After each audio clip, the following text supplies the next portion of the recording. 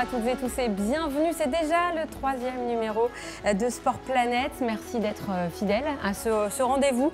Rendez-vous, vous le savez maintenant, qui vise à mettre en lumière toutes celles et tous ceux qui agissent pour un sport éco-responsable. Sans plus attendre, voici le sommaire de cette émission. Récompenser les clubs et les événements sportifs par un label pour leur éco-responsabilité, c'est la mission de Fair Play for Planet. Julien Pierre, ancien rugbyman, nous expliquera comment décrocher le précieux sésame. Focus sur un stade spectaculaire et novateur situé dans les Hauts-de-Seine, la Paris Défense Arena s'implique dans la lutte contre le réchauffement climatique. Alexandre Momont, directeur d'ICIT, nous dira comment. Et pour terminer, ce n'est pas un mais deux éco-aventuriers qui seront présents sur ce plateau. C'est en kitesurf qu'Armel Courtois et Martin Thomas découvrent les lacs alpins et alertent sur le recul des glaciers. Ils vont nous raconter dans quelques minutes leurs expériences hors du commun. Voilà pour le programme qui nous attend, programme dense, comme souvent dans Sport Planète. On va débuter tout d'abord avec Julien Pierre, après vous avoir dit bonjour à tous quand même. Ça serait bien que je démarre par être polie cette émission.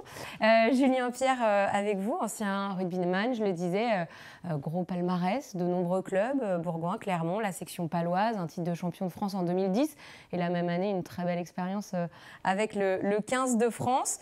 Et une carrière qui prend fin en 2018 avec déjà, Julien, dans un coin de la tête, cette envie de faire quelque chose pour la planète. La question environnementale vous préoccupe depuis quelques années déjà, au moment où vous mettez fin à cette carrière. Et c'est en 2020 que naît Fair Play for Planet. Alors expliquez-nous ce que c'est. Bonjour. Oui, c'est un engagement qui date de très longue date, parce que je suis engagé, issu d'une famille engagée dans la protection de l'environnement et de la biodiversité, et fondateur d'une fondation, d'un fonds de dotation il y a maintenant 8 ans, pour la protection des espèces menacées et de leur écosystème. Donc engagé depuis très longtemps dans cette thématique-là, et déjà sensibilisé très jeune à la disparition des espèces menacées à travers le monde. Et quand j'ai arrêté, j'ai voulu lier sport et éco-responsabilité ou protection de l'environnement en créant Fair Play for Planet. Donc on s'est lancé en novembre 2020. Avec Fair Play for Planet, on a développé le label Fair Play, FPFP à destination des clubs, des événements, mais aussi des sites sportifs. Voilà. On va y revenir sur ce label. Alors moi, je suis un club de haut niveau, on ne dirait pas, mais quand même. Je veux ce label. Qu'est-ce que je dois faire? Qu'est-ce que je dois être pour l'obtenir? Déjà nous contacter. Une fois qu'on est rentré en contact, nous on a créé avec l'ADEME, l'Agence de la transition écologique, notre référentiel, 18M, plus de 350 critères, qui est avant tout ce référentiel, un outil structurant de la démarche qui permet pour les clubs qui sont débutants comme experts de pouvoir avancer pas à pas dans qu'est-ce que l'éco-responsabilité, dans quel domaine on peut avancer, comment on peut structurer et valoriser ces engagements. Une fois qu'on a signé ensemble, on vous envoie ce référentiel que vous remplissez, donc ça permet de nous récolter pas mal de données. C'est un audit. Ça permet de recenser déjà les choses qu'on fait, je dirais presque naturellement. Exactement, sur les petites choses, hein, je vois des feuilles sur votre bureau. Voilà, j'aurais pas le label aujourd'hui. Non, mais est-ce que sur des petits exemples, mais vraiment c'est minime, mais est-ce que chaque collaborateur du club, bénévole, a un nombre limité de photocopies à l'année? C'est des petites actions, mais au final entraînent quand même un mouvement réel. Je ferai recto verso pour la prochaine émission. Et recto verso. Ça nous permet de récolter pas mal de données, de documents, de mails, cahiers des charges, des photos, de tout ce qui peut être mis en place. Et après, évidemment, il y a une vérification sur site avec un audit. Alors, suivant la taille du club, on passe plus ou moins de temps, évidemment. Et voilà les deux grandes étapes. Après, évidemment, il faut avoir une note minimum pour obtenir le premier niveau de label. Combien de clubs l'ont aujourd'hui? Combien de clubs? Une bonne dizaine de clubs l'ont. Pas mal de clubs sont dans le processus également, ont commencé à travailler avec nous. Donc il faut avoir une note minimum de 40 sur 100 pour avoir le premier niveau de label. Et après on se revoit, donc il y a tout un rapport évidemment qui va avec cette note et cette attribution ou non du label. L'état des lieux global de ce qu'on a pu observer, les points forts, les points faibles, des recommandations pour aller plus loin, évidemment, avec l'impact coût et l'impact environnemental. Et puis, on va proposer aussi à tous ces organismes sportifs une veille normative. Parce que, donc on les revoit après, on les laisse pas avec, bien sûr, avec leur label sans rien faire. C'est un accompagnement, c'est aussi toute une veille normative parce qu'il y a beaucoup aujourd'hui de lois, de décrets qui sont se mettre en place et qui vont impacter le monde du sport. Et encore très peu nos connaissances de tout ça. Et puis c'est aussi toute une gamme de partenaires qu'on vient leur proposer, des associations, des ONG, des organismes privés, publics. Pour les aider à aller encore plus loin.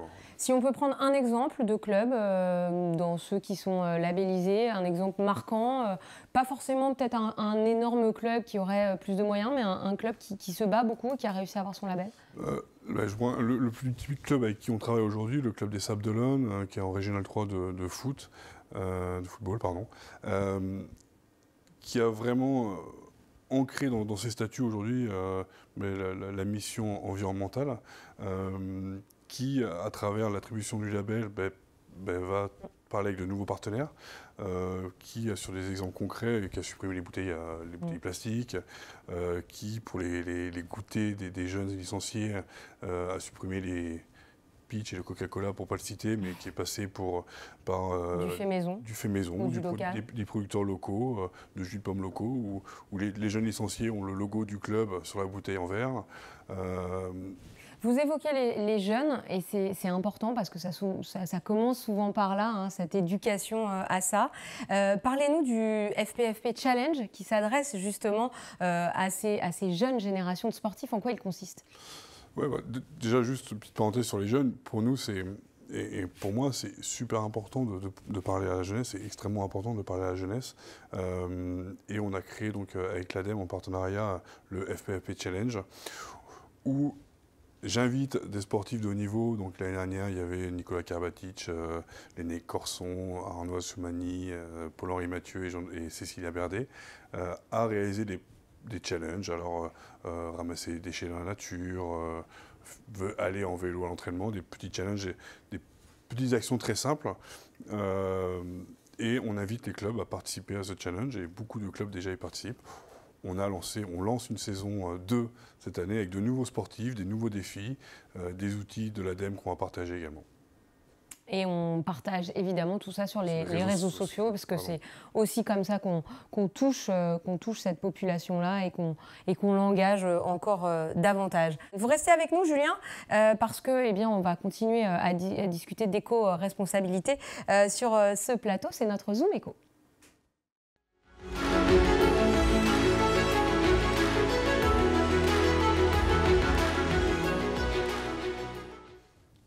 Et ce mois-ci, dans le Zoom Éco, on a choisi de s'intéresser aux enceintes sportives éco-responsables. C'est vrai qu'on a beaucoup parlé de clubs, de sportifs, mais pas encore de ces structures qui accueillent les événements. Et dans ce domaine, la Paris La Défense Arena est clairement un modèle. Et vous allez nous en parler, Alexandre Maumont. Vous êtes directeur du site. Merci d'avoir répondu à notre invitation.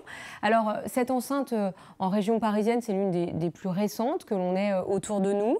L'engagement éco-responsable, il date depuis toujours finalement. Qu'est-ce qui a motivé la démarche? Et ce, il y a quelques années déjà, c'était en 2013, au commencement des travaux. Tout à fait. Il faut savoir que la salle, quand elle a été conçue sur un modèle qui est un modèle responsable, qui fait attention à son environnement, qui fait attention à sa dépense énergétique, qui fait attention à l'acoustique et du coup qui a une enveloppe qui lui permet de pouvoir garder tout ce qui va être chaleur, tout ce qui va être sonorité, ce qui permet d'avoir un environnement plutôt agréable pour les citoyens qui habitent tout autour de la salle. C'est-à-dire qu'eux n'ont pas forcément choisi que la salle se construise là et pour autant ils peuvent bénéficier d'une tranquillité aux abords. Quand on a un concert de rock, on a commencé par les Rolling Stones, on a continué avec des Rammstein, des choses qui font un peu de bruit. Et pour autant, quand on est à l'extérieur de la salle, si on ne voit pas le barriérage, si on ne voit pas toutes ces petites choses-là, on ne sait pas qu'il y a un concert. Donc c'est quand même un des gros points positifs. qui a été vu. Ça a permis également d'avoir une certaine qualité au niveau de la conservation des températures, puisque notre salle n'est plus chauffée, on y reviendra après, mais depuis 2020, sur lequel nous avons décidé de ne plus chauffer entre 16 et 26 degrés. Et il s'avère qu'on n'a jamais dépassé ce stade-là. Et ça veut dire qu'il fait toujours bon dans la salle, été comme hiver.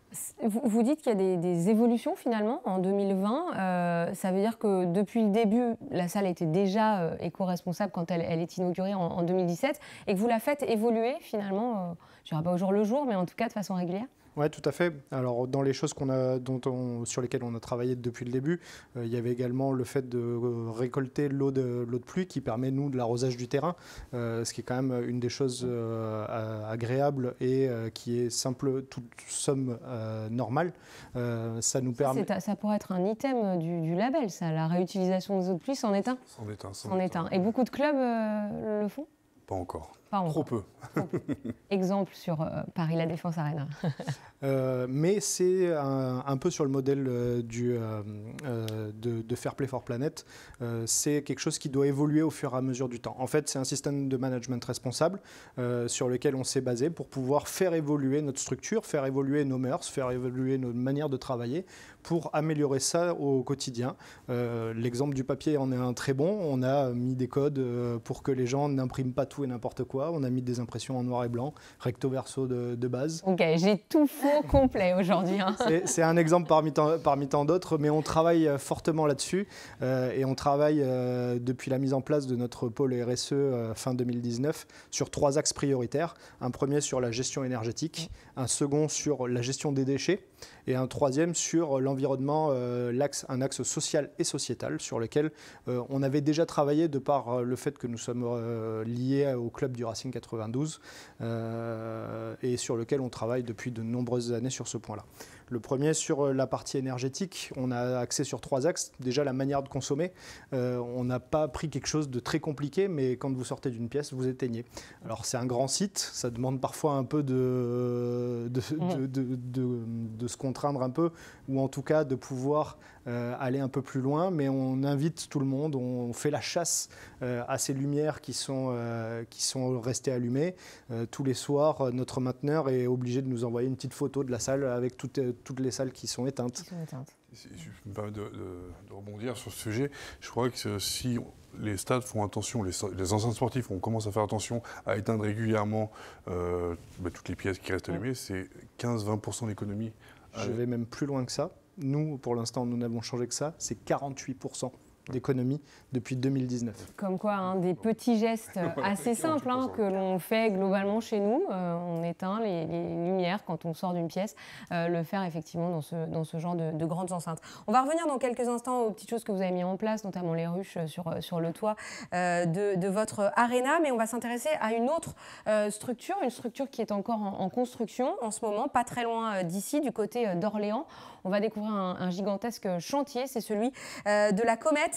Vous allez le voir, il y a énormément de choses qui sont en construction, dont une salle pour pratiquer le sport et le basket. Les travaux ont débuté depuis plusieurs mois. Fabien Lourme et Louis Delperrier sont allés constater que cette future enceinte, elle aussi, est programmée pour être exemplaire. Ça ne vient pas de l'espace, mais le projet est galactique. Comète, c'est le nom de la future aréna d'Orléans. La métropole se dote d'un lieu unique comprenant un parc des expositions, un palais des congrès et une salle de sport d'environ 10 000 places, réservée notamment pour le club de basket. C'est un ensemble qui permet, en mutualisant les fonctions de chacun, de pouvoir accueillir des tas d'événements qu'on n'aurait pas pu accueillir dans un équipement unique. Proposer un spectacle sportif tout en sensibilisant le public aux questions environnementales, c'est la priorité du vice-président de la métropole. La question pédagogique, la question où on veut informer les gens, les inciter a une importance fondamentale. Et nous souhaitons bien en persuader tous nos habitants de la métropole. Persuadés grâce à un plan de construction respectueux de la planète. C'est un chantier exemplaire en termes de développement durable pour les circuits courts, pour le traitement des déchets, pour la consommation d'énergie, pour les matériaux utilisés. L'objectif est d'être le moins énergivore possible. C'est pourquoi Comète a opté pour la géothermie concernant le chauffage et la climatisation de la salle. La pertinence d'une géothermie et d'une pompe à chaleur, c'est justement d'aller transférer de l'énergie de là où on en a trop à là où on en a besoin. Parce qu'éco-responsabilité rime avec mobilité, tout est prévu pour rendre la salle la plus accessible possible et ainsi limiter les déplacements en voiture. On a un tram, on a 2 stations de tram des 2 côtés de Comet. On peut faire venir en tramway un peu plus de 2000 personnes. On a mis en place pour l'instant 200 arceaux vélos, donc ça veut dire 400 vélos. La Comète nourrit de grandes ambitions et compte bien rayonner par sa grandeur et inspirer pour son engagement environnemental. On a regardé ce qui se passe ailleurs, mais surtout je pense qu'on va être modèle pour d'autres qui vont essayer de copier ce qu'on aura réussi à faire. On s'est inspiré de Paris La Défense Arena dans ce genre d'enceinte? Je pense qu'on a été un peu moteur là-dessus, mais tant mieux. On n'est pas là à avoir le chapeau en disant qu'on est premier, c'est quelque chose de vertueux qu'on doit partager. Un savoir est une chose, ça crée des synergies. Je pense que Julien est bien placé pour le savoir. Ça permet d'élargir le spectre, de faire mieux ensemble et de pouvoir aller un peu plus loin. On entendait le vice-président de la métropole dire que il y avait 2000 personnes qui pouvaient venir en tram les soirs de match. L'enjeu de mobilité à la Défense, on le connaît, mais il y a quand même pas mal de transports. On arrive à savoir en pourcentage s'il y en a de plus en plus qui viennent autrement qu'en voiture. Alors, on avait fait, nous, un estimatif à 80% de nos spectateurs qui venaient en transport en commun, sur 40 000 spectateurs que nous pouvons accueillir dans une configuration concert ou 30 000 en configuration sport et particulièrement rugby. On est dans ces chiffres-là. La RATP nous confirme là-dessus. Et l'accessibilité qu'on a au site également. C'est aussi un des enjeux sur lesquels nous axons fortement et nous incitons fortement nos clients, que ce soit du VIP ou du grand public, à venir en transport en commun, puisque c'est un site qui est très accessible et sur lequel on n'attend pas pour pouvoir rentrer dedans. On entendait aussi l'importance de la pédagogie. On a parlé des jeunes avec Julien. L'objectif, c'est de faire savoir à vos spectateurs. C'est aussi ça l'objectif des ruches, c'est de montrer et d'expliquer via que la biodiversité, c'est possible aussi sur une enceinte en béton comme la vôtre. Tout à fait, et puis même pour l'interne. C'est-à-dire que pour nos salariés, c'est important pour nous de les sensibiliser. Vous parliez d'un milieu urbain. C'est quand même un endroit où on a très peu de pesticides, donc c'est quand même assez favorable et notre apiculteur nous a rassurés là-dessus. On a beaucoup de parcs autour sur lesquels les abeilles viennent butiner. Ça nous a permis derrière de pouvoir sensibiliser nos collaborateurs, de leur expliquer comment fonctionnaient les ruches, comment fonctionnent les abeilles, de leur permettre de faire la récolte, d'en faire l'extraction et de repartir avec leur petit pot de miel de Paris La Défense Arena. On a la pollution, on n'a pas les pesticides. Il faut quand même qu'on soit content de certaines choses. Dernier point avec vous, la Paris La Défense Arena est devenue la première arena à rejoindre Sports for Climate Action, un programme de lutte contre le changement climatique de l'ONU. Qu'est-ce qu'il y a derrière cet engagement-là ? Déjà, il y a un mouvement fort. On est la première salle à avoir rejoint ce mouvement qui, pour nous, en fait, était un moyen de pouvoir créer des synergies avec d'autres sites, d'autres clubs, que ce soit interdisciplinaires ou autres. Par exemple, hier, pas plus tard qu'hier, j'ai assisté à une réunion avec le directeur et la directrice RSE de Puma et d'Adidas qui nous expliquaient comment ils avaient mieux sourcé les produits. On est sur quelque chose qui est vraiment, en croisée et qui est là pour nous aider à appréhender les choses un peu différemment et pouvoir essayer de s'approprier certains points ou de pouvoir relever d'autres points que nous, on a bien fait et qui nous permettent de valoriser une démarche responsable. Vous êtes la première arena en France. L'objectif, c'est de devenir les meilleurs en Europe. C'est possible ? Alors, quoi pour atteindre cet objectif ? On est déjà la plus grande salle d'Europe. Prochainement, nous aurons également la norme ISO 20121 puisque nous avons passé nos 3 étapes avec les conformités qui concernent ce sujet-là. Et donc, on sera la première salle en Europe à avoir ce label-là. Merci beaucoup d'avoir partagé tout ça avec nous aujourd'hui. Vous restez bien avec nous parce qu'il y aura l'écolo quiz dans quelques instants. Mais place maintenant à nos 2 éco-aventuriers, Armelle Courtois et Martin Thomas, juste après, évidemment, les infos en bref de Sport Planète.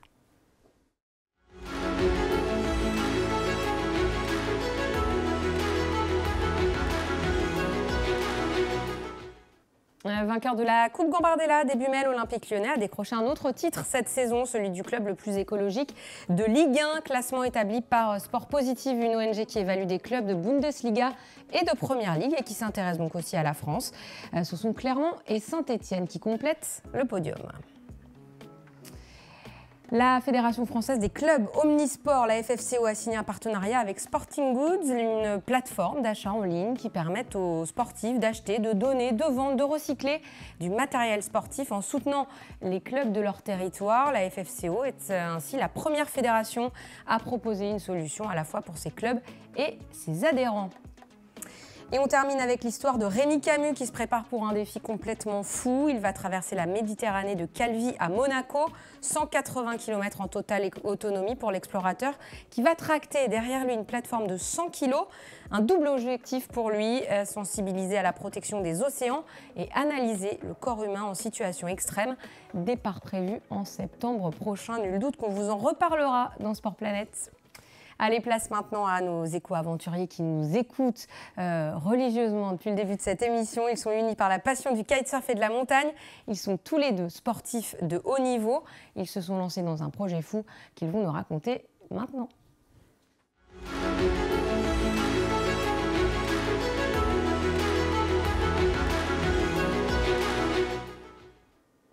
Armelle Courtois, Martin Thomas, merci beaucoup d'être avec nous aujourd'hui, de trouver un petit peu de temps pour être ici à Paris à nos côtés. Armelle, vous êtes vice-championne du monde de kite speed et vous, Martin, vice-champion d'Europe de canoë slalom, 5e aux Jeux Olympiques de Tokyo l'été dernier. Dites-nous un petit peu comment vous vous êtes rencontrés. C'est la minute People. Autour du kite, en fait. Voilà, moi, j'en fais en compétition et depuis une dizaine d'années. Et puis Martin, c'est une passion, on va dire, bien approfondie. Donc voilà, grâce au kite, on s'est rencontrés. Et puis après, je pense que nos façons un petit peu similaires de voir le sport, l'envie de défendre un peu ce qu'on aime, la nature, et puis de profiter des grands espaces et de les défendre, ça nous a rapprochés autour de ce projet qui est né peu de temps après notre rencontre. Alors ce projet, vous allez nous en parler. Martin, un projet un peu fou, hein, Riding to Explore, comment il est né et bien dites-nous tout simplement en quoi il consiste. Il est né un petit peu en même temps que notre rencontre. Il est vraiment lié à notre amour pour les sports outdoor, pour la nature, pour les défis. Et donc vraiment, on aime les sports d'eau, sports aquatiques, mais on aime aussi passer du temps en montagne. Donc des fois, c'est pas forcément compatible. Et voilà, comme on le voit sur les images, on a voulu allier un sport qui ne se pratiquait pas du tout en altitude avec un défi qui était d'aller chercher les plus hauts lacs du monde et donc kiter au front des plus hauts glaciers du monde et sur les plus hauts lacs du monde, donc là par exemple au Pérou. Et on a aussi réalisé ça en Himalaya. On va y revenir sur l'Himalaya. Alors, il y a une envie de grands espaces, il y a une envie d'outdoor, il y a une envie de sport, de défi.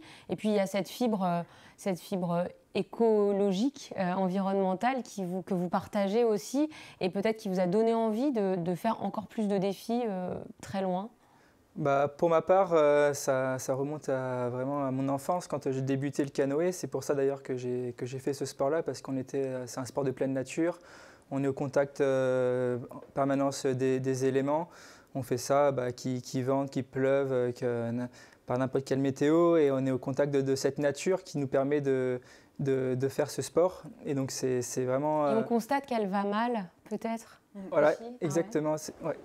Oui, c'est ce qui nous a donné envie d'agir et en fait d'apporter notre pierre à l'édifice avec ce qu'on savait faire du sport. Et par nos découvertes en montagne à l'occasion de nos différentes virées, effectivement, on a fait des constats qui, même en connaissant la nature, nous ont paru alarmants et nous ont surpris. Donc on a eu envie de faire profiter au grand public de tout ce qu'on avait pu constater. Ces images-là, c'est où on voit un village de haute montagne inondé. Ça, c'est en Himalaya. En Himalaya, donc dans la région du Ladakh, le village de Gya, qui est pas loin des 5000 mètres d'altitude. Et en fait, ce village, l'activité dépend essentiellement du glacier, puisque la rivière qu'on devine, en fait, elle est issue vraiment du glacier. Et il y a 2 conséquences. C'est d'un côté que si le glacier disparaît, ce village n'aura plus d'eau, ne pourra plus cultiver et sera voué à disparaître.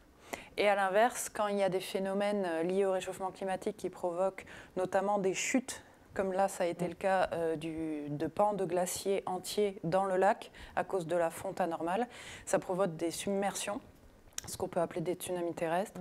Et là, c'est ce qui a ravagé le village. Et les 2 personnes qu'on voit là ont perdu l'entièreté de leur habitation, de leur récolte, etc., suite à cette inondation qui avait lieu en plein mois de juillet. J'imagine que quand on rentre d'une expédition comme celle-ci, Martin, on a des sentiments assez contrastés, à la fois d'avoir vécu des aventures incroyables et puis d'avoir justement côtoyé ces personnes qui ont tout perdu lorsque la planète se met à se dérégler complètement. C'était un petit peu le but de ce projet, c'est un projet d'exploration, donc on va à la fois, c'est vraiment pour le côté défi sportif, mais aussi pour aller voir sur place et constater qu'est-ce qui se passe là-bas sur plusieurs continents, sur plusieurs latitudes, donc en Pérou et en Himalaya, et rencontrer les populations locales et voir comment ils dépendent justement des glaciers et quelles sont les conséquences du réchauffement sur leur mode de vie. Et là, on a été confronté clairement à des populations qui souffrent de ce réchauffement accéléré, vraiment pour eux. Et pourtant, ils n'ont pas la télévision, ils n'ont pas toutes les informations que l'on a, mais eux, c'est vraiment du concret, c'est tout de suite. Et voilà, on a vu des villages dévastés par l'accélération du réchauffement.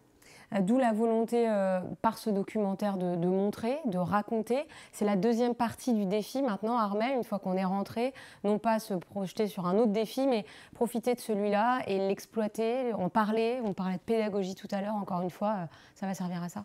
Exactement, parce qu'en fait, partir en expédition, c'est une chose, mais au-delà du défi sportif qui sert un peu de socle, ensuite à vraiment un développement sur fond environnemental.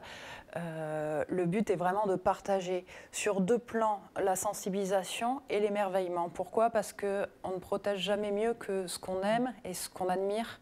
Et en fait, ce qu'on veut aussi montrer, c'est tout ce qui reste à sauver. Parce que souvent, on est des fois dans un discours un petit peu pessimiste vis-à-vis de l'écologie et des fois ça peut décourager aussi. Donc nous, on voulait aussi montrer des choses extraordinaires qui restent pour donner envie de se battre pour ça.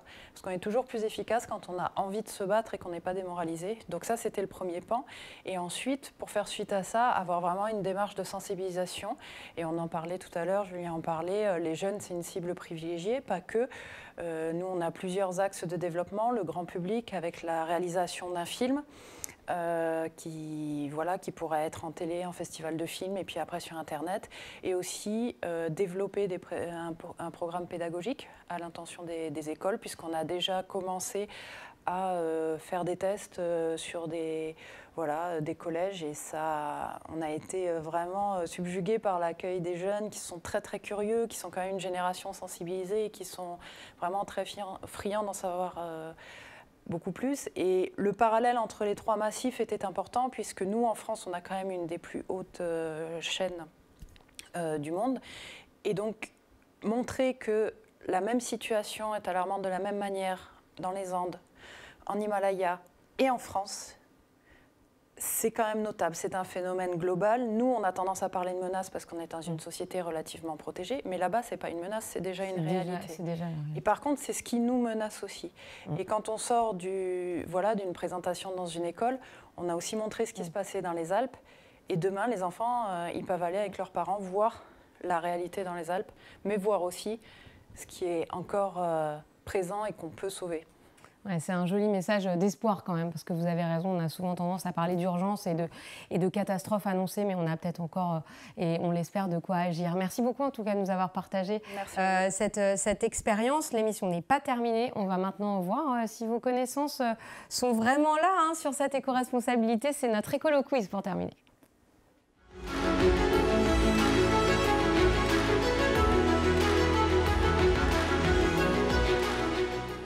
Et tant pis si vous n'avez pas révisé, l'équipe de gauche, l'équipe de droite, vous êtes face à face, Armelle Martin contre Alexandre et Julien. C'est à vous, messieurs, pour la première question. Aux Jeux Olympiques d'hiver de Pékin, tout récemment, 70% de la neige utilisée était artificielle. Est-ce que c'est vrai, est-ce que c'est faux ? Faux. combien? 100%. Ah, ils ont révisé en fait, ou alors c'est écrit trop gros, c'est écrit en rouge sur ma feuille, fallait pas. Effectivement, hein, 100% de neige artificielle, même si on s'en souvient, il avait neigé un petit peu, mais évidemment pas suffisamment pendant cette période. Armel et Martin, en octobre dernier, lors de la 8e journée de Premier League en Angleterre, Manchester United se déplaçait à Leicester. Entre la ville du nord-ouest de l'Angleterre et celle du centre, il y a 170 km. Les joueurs de Manchester ont-ils pris l'avion pour s'y rendre? Oui. Je dirais oui. Malheureusement, c'est vrai, effectivement, et le vol a duré 10 minutes. Voilà, pour une quantité de plus de 3 tonnes de CO2. Donc là, le carton rouge, hein, évidemment, pour les coéquipiers de Cristiano Ronaldo. Alexandre et Julien, il y a un partout, je fais le point sur le score quand même. Je suis une judokate française, née à Bordeaux. Pour mes premiers Jeux Olympiques, j'ai gagné la médaille d'or en plus de 78 kilos. Je suis actuellement élue en charge de la RSE au sein du conseil d'administration de France Judo, la Fédération française de judo. Qui suis-je? Émilie Andéol. Ils sont vraiment très forts. Hein. Et vous avez vu, ils se parlent avant pour être sûrs et tout. Il y a quand même un truc... bon, 2-1, ils ont pris l'avantage, il faut égaliser. Armel et Martin, je cours comme je respire. Il y a peu, j'ai créé ma propre fondation qui œuvre pour la préservation du milieu montagnard. J'ai remporté 3 fois le mythique UTMB. Kylian Jornet. Ouais, voilà, c'est trop facile. Les questions sont beaucoup trop faciles. Alors, je vais vous en poser une dernière, je pense, parce qu'après, on n'a plus le temps. Et elle va vous départager, donc je la pose à tout le monde. Ouh là là. On n'a pas le buzzer. En revanche, quand la question bonus est une question de rugby, il n'y a pas un problème? Si, un peu, Ah ouais, quand même. là... Bon, on va voir si Julien peut répondre. Question bonus, lors de la Coupe du Monde 2007 de rugby, organisée en France. Combien de kilomètres ont parcouru les spectateurs océaniens en cumulé? On cumule. Spectateurs. Eh oui, c'est notre grand souci avec les grands événements aujourd'hui. C'est tous ces gens qui viennent de loin. Bon, il faut donner un chiffre. Hein. 15 000. 100 000 Ouais, beaucoup plus. 1 million de kilomètres. Non, mais on cumule. En cumul. Ah oui. Tous les spectateurs, tout le monde. 1 million de kilomètres. Plus de 100 Bon, 000. je la donne ici parce Ouais. qu'ils sont... Wow. Mais c'était 1 milliard de 1 kilomètres. milliard. Ah oui, Soit 2600 fois la distance Terre-Lune. Cette distance parcourue par les fans, par les joueurs, évidemment. Voilà, donc là, il va falloir trouver des solutions parce que, effectivement, le transport, et notamment le transport aérien sur ces grands événements, ça reste une vraie complexité et quelque chose qu'il va falloir gérer. Merci beaucoup à toutes et tous d'avoir été là pour le numéro 3 de Sport Planète. On a déjà hâte de vous retrouver. Bien sûr, peut-être le mois prochain, hein, vous allez être là avec nous. Évidemment, très bonne fin de journée. À très vite.